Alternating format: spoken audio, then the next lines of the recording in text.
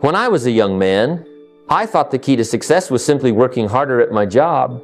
I believed that if I could just put in more hours, more effort, more sweat, I would eventually arrive at wealth. And though that gave me a living, I soon realized a living is not the same as a fortune. A living takes care of the bills. Wealth takes care of your life. That's when I understood this truth.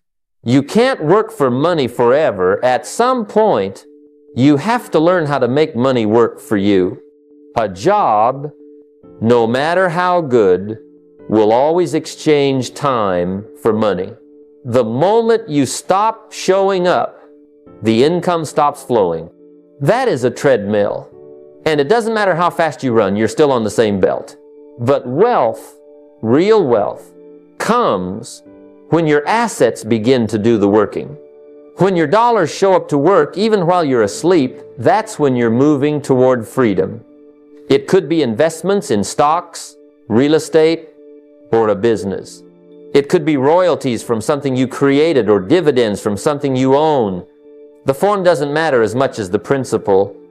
Your money must eventually earn more than you do. When I first heard this, it struck me hard. I asked myself, if I keep doing what I'm doing, will I always have to trade my hours for my paycheck? And the answer was yes.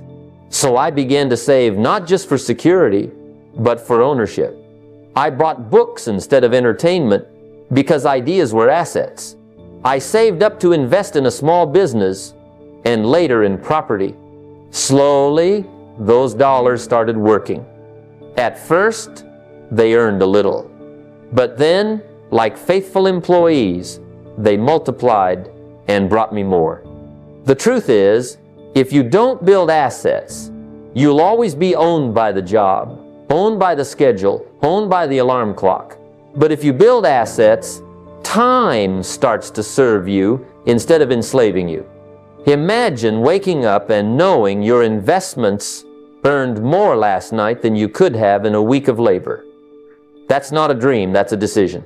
So remember this, a job gives you a living, but only assets give you wealth. I used to think saving alone was the answer. If I could just pile up enough cash, I'd eventually feel secure. And yes, saving is important. It teaches discipline. It creates margin. It gives you peace of mind. But here's what I discovered. Money that sits still eventually loses value. Inflation eats at it like rust on metal.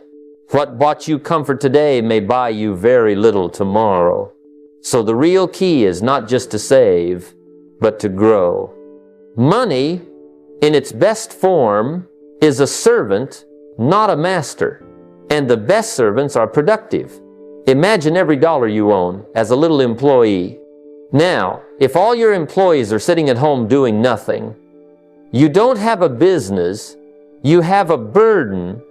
But if each of those dollars is working, producing, multiplying, and bringing in more, then you have a team that builds your wealth. That's what investing really is. You're taking idle dollars and assigning them tasks. Some will work in real estate, some in stocks, some in your own business or ideas. The point is, they're not lying dormant. When I first learned this, I started small. A few dollars invested in a simple growth fund. At first, it didn't look like much, but over time, those little workers started multiplying. The returns compounded. 1 became 2, 2 became 4. And that's when the excitement comes. Not in watching money sit, but in watching it grow. The danger of hoarding is that it gives the illusion of safety while quietly eroding your future. Saving without investing is like planting seeds and never watering them. You may have a field full of potential, but no harvest will ever come. Growth requires risk, yes, but it also requires wisdom. Don't gamble, but don't stand still either. Study, learn, and place your dollars where they can serve you faithfully. So don't just put money away, put it to work. Because the secret to wealth isn't to hoard, it's to turn every dollar into a productive employee. When your money works, You won't always have to. When I was young and struggling, I thought the solution to my problems was simply more money. I told myself if only I had a bigger paycheck, I'd finally get ahead. But over time, I learned that more money doesn't solve money problems, it amplifies them. Money magnifies behavior. If you're careless with $100, you'll be reckless with 10,000. If you waste small amounts, you'll waste large amounts. The secret isn't in waiting for a big break, it's in mastering the small breaks that already come your way. Wealthy thinking begins with respect for every dollar. A single dollar may not seem like much, but think of it as a seed. If you toss it aside, nothing grows. If you plant it wisely, nurture it, and let it multiply, it can eventually become a forest. The discipline of saving $1, investing $5, or tracking your small expenses isn't about the money itself, it's about who you become in the process. The habits forged with little create the capacity to handle much. I remember a time when I earned so little that setting aside even a small amount felt almost impossible. But I forced myself to start with coins and single bills. That was the turning point. Not because those small amounts made me wealthy, but because they trained me to think like a steward, not just a spender. Later, when larger opportunities came, I had the discipline to manage them. Here's the truth. If you don't respect pennies, you'll never respect dollars. If you don't build systems for small sums, large sums will slip right through your hands. The person who saves 10 consistently will be the same person who invests 100 wisely. And eventually, that same person will have the discipline to manage thousands and then millions. So don't despise small beginnings. Don't overlook the little amounts that pass through your hands each day. Practice discipline at the smallest level, because money doesn't change who you are, it only reveals more of it. And when you master the little, life has a way of trusting you with more. When I look around, I see so many people working hard, yet never breaking free financially. And one of the biggest reasons is simple: debt. Not the kind that builds, but the kind that destroys. Consumer debt is nothing more than a tax on the undisciplined. It's the financial trap that promises freedom today but steals it from tomorrow. A new car, a shiny gadget, a vacation you couldn't afford, all bought on credit, don't add to your wealth, they subtract from it. They become chains that tie you to endless payments, interest, and worry. I've met people earning good money, sometimes more than enough, but because of debt, they live like they're broke. Every paycheck is already spoken for before it arrives. That's not freedom, that's servitude. And it's not because they're incapable, but because they misunderstood the nature of debt. Used wrong, it's financial cancer, silently eating away at your future. But used right, strategically, it can become a tool for wealth. The difference lies in discipline and intention. If you must borrow, make sure it's for something that produces more than it costs. A loan for a business that generates steady income. A mortgage on a rental property that pays for itself and leaves cash flow. These are examples of debt working for you instead of against you. But debt for clothes, entertainment, or toys, that's not building, it's consuming. And consumption disguised as success is the quickest path to poverty. I remember my early years when I almost fell for that trap. I wanted to look successful before I had actually built success. I wanted the appearance of wealth without the foundation of it. But I caught myself in time. Instead of owing for things that depreciated, I disciplined myself to wait, to save, to invest. And that decision made all the difference. So here's the principle. Don't buy now and pay later. Reverse it. Pay now and buy later. Build the patience to delay gratification. Train yourself to say no to debt that drains and yes only to debt that builds. Because if you don't master debt, it will master you. And freedom, true financial freedom, requires that you break those chains. One of the great shifts in my own journey came when I realized this simple truth. Most people are consumers, not investors. They buy things that make someone else wealthy, designer clothes, the latest gadgets, cars that lose value the moment they're driven off the lot. And there's nothing wrong with enjoying nice things, but when your money is always flowing out and never flowing back, you're working hard to build someone else's fortune while neglecting your own. The wealthy think differently. They ask a different question. If I spend this money, will it come back to me? That's the investor's mindset. Instead of simply buying, they plant. They place money into assets that grow, that produce, that return more than they cost. Real estate, businesses, stocks, intellectual property, these aren't just purchases, they're seeds. Seeds that, when planted and nurtured, bear fruit year after year. I remember in my younger years, before I learned this principle, I had a tendency to consume just like everyone else. A little extra money in my pocket, and I was tempted to spend it on something that gave me quick satisfaction. But here's what I learned. Quick satisfaction doesn't last, and it doesn't multiply. The joy of consumption fades quickly, but the fruit of investment keeps feeding you long after the seed was planted. This doesn't mean you never enjoy the fruits of your labor, but it means you build first and then enjoy. Too many people reverse the order. They want to enjoy now and build later. But if later never comes, they stay trapped in the cycle of working, earning, and spending with nothing left to show for it. Here's a way to test yourself. The next time you're about to spend money, pause and ask, is this making me richer or someone else? If the answer is someone else, maybe it's time to rethink. Start small, invest a portion of what you'd normally spend. Instead of buying another liability, buy an asset. Instead of cash out, think cash flow. That little shift in thinking is what separates the consumer from the investor. And over time, it's what separates the broke from the wealthy. When I first heard the idea of paying yourself first, it almost sounded selfish. How could I pay myself before the rent, before the bills, before all the necessities of life? But then I realized, if I didn't pay myself first, I would never have anything left to build with. Everyone else would get paid, my landlord, the grocery store, the utility company, but I would remain empty-handed. And isn't that the mistake most people make?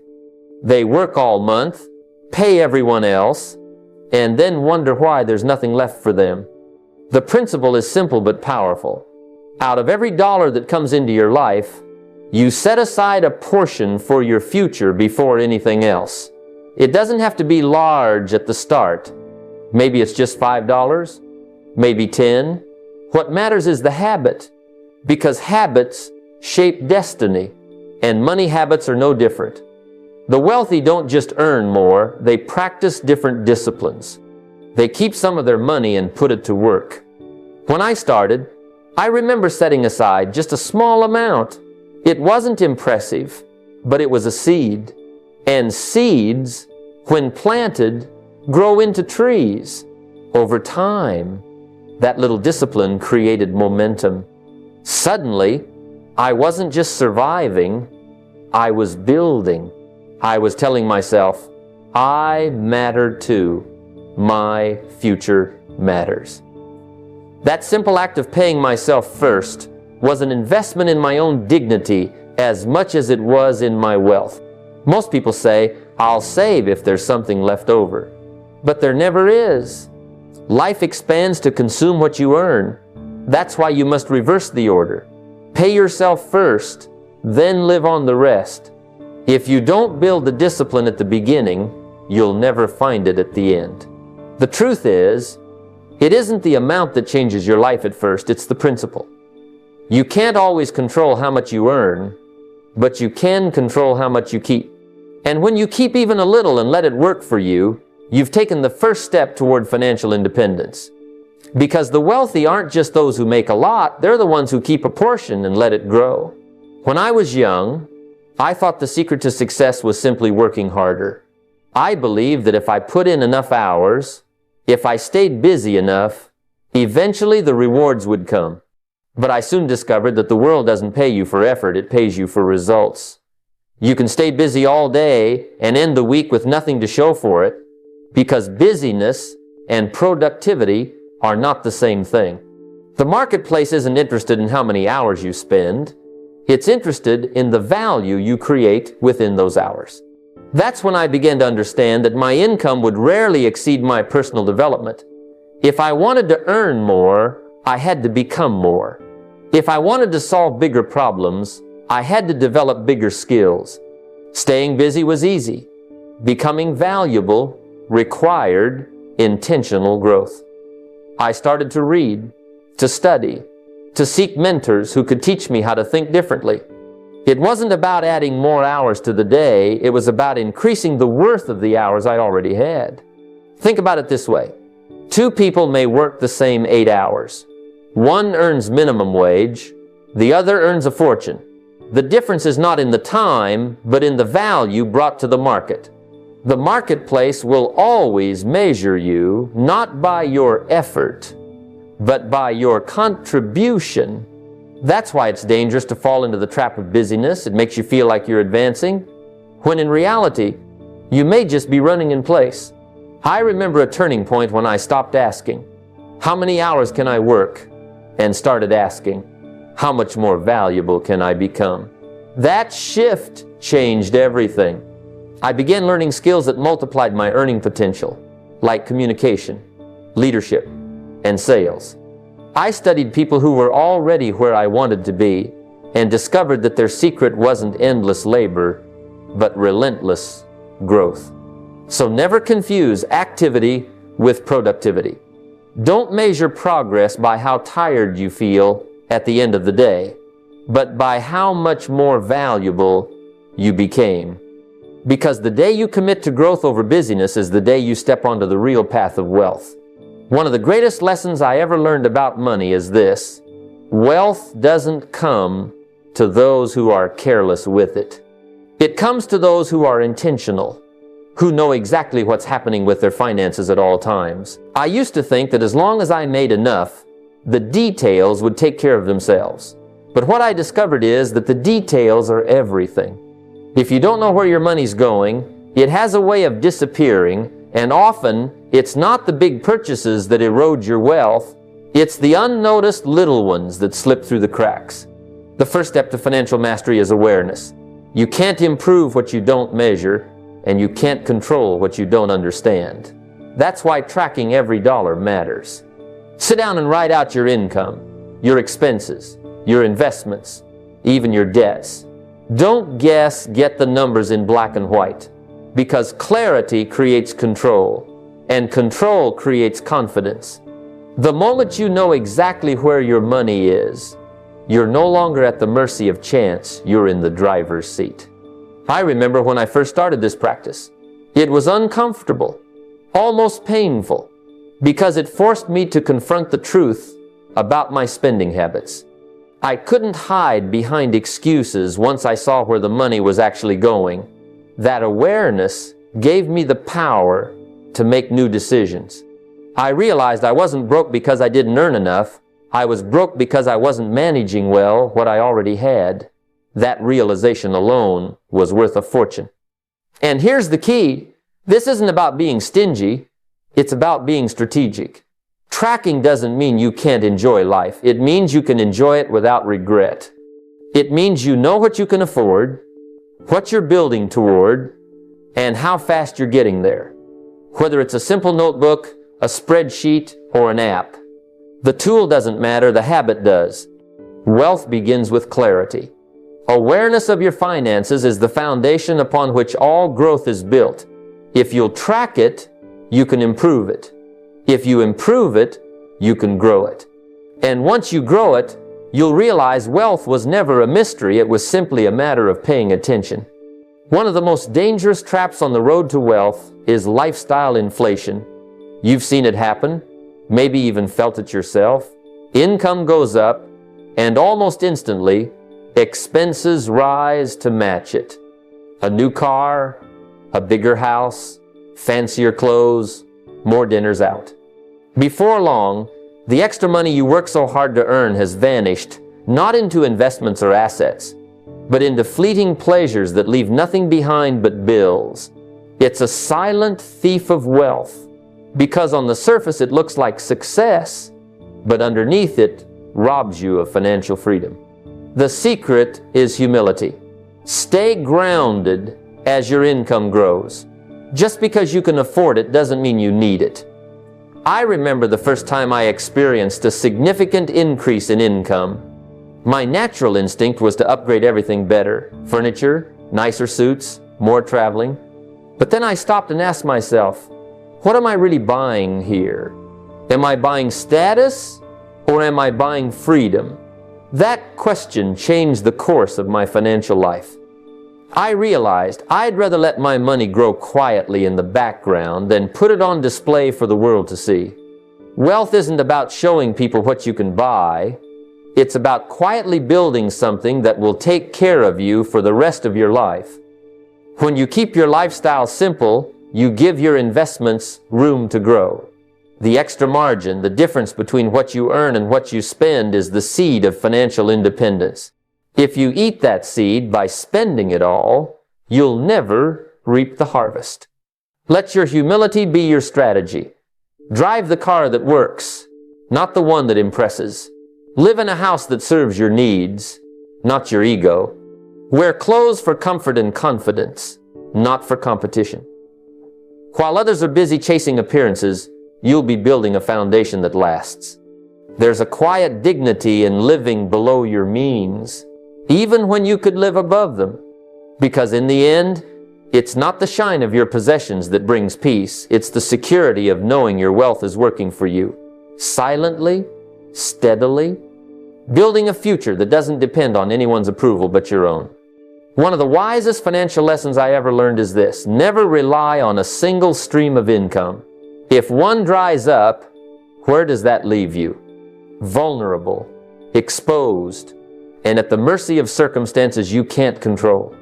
But when you build multiple streams, you create a safety net, and beyond that, a structure for wealth that keeps flowing even when one part falters. Wealthy people understand this. They don't put all their eggs in one basket. They create businesses, investments, real estate, portfolios, royalties, and side ventures. It's not about luck, it's about design. When I first started, my income came from just one source, my job. It was steady, but it was fragile. One change in the company, one shift in the market, and my livelihood could vanish overnight. That thought scared me into action. So I started small. A little side business here, a modest investment there. At first, the extra streams didn't amount to much, just a few $100s. But the beauty of multiple streams isn't the size in the beginning, it's the security and potential they bring. Over time, one became two became five, and before long, I discovered that my life no longer depended on a single paycheck. Think of income streams like rivers feeding into a reservoir. One river may slow down in dry seasons, but the others keep the water flowing. That's how you create financial resilience. That's how you move from surviving to thriving. And the truth is, you don't need to start with something grand. Maybe it's a small online business, maybe a rental property, maybe dividends from stocks, or royalties from something you create. Each one doesn't need to be massive. Together they create stability and freedom. One stream makes a living, but multiple streams create wealth. That's the difference between financial fragility and financial independence. And when you no longer have to worry about one job, one contract, or one business deciding your fate, you walk differently. You stand taller. Because you know, no matter what happens, the rivers of income will keep flowing, quietly filling your reservoir, quietly building your wealth. One of the greatest tests of character is the ability to delay gratification. Most people live for the weekend, for the next night out, for the immediate thrill of spending what they've just earned. But that cycle keeps them trapped, working hard, spending fast, and staying broke. Wealthy people, on the other hand, think in decades, not days. They understand that saying not now to certain pleasures today creates the freedom to say yes to far greater rewards tomorrow. The mansion, the cars, the vacations, those come later. First, you build the foundation. I remember in my early years when money was tight and opportunities seemed scarce. I had to decide whether I wanted the quick satisfaction of spending what little I had or the deeper satisfaction of building a future that would free me. I chose to sacrifice.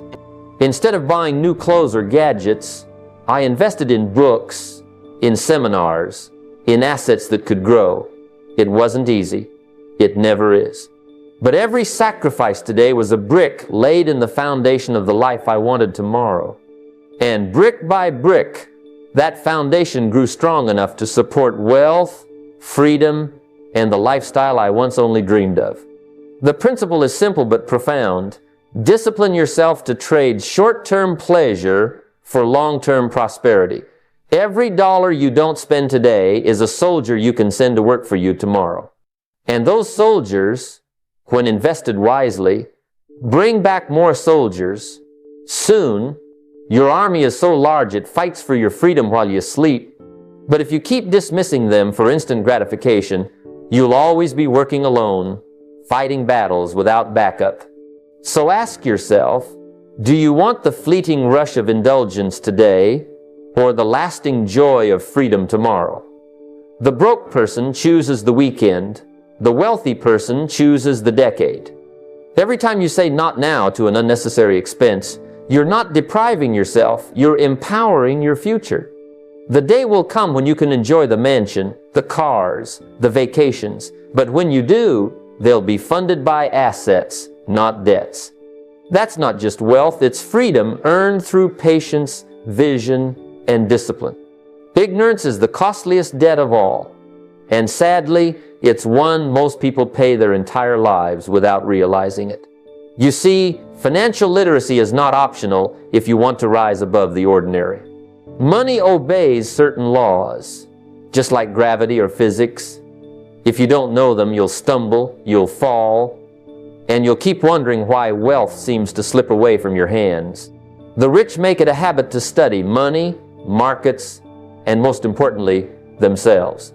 They know that knowledge is leverage, and leverage is what turns small beginnings into great fortunes. The poor, on the other hand, often stay entertained. They spend hours scrolling, watching, and escaping, but little time learning.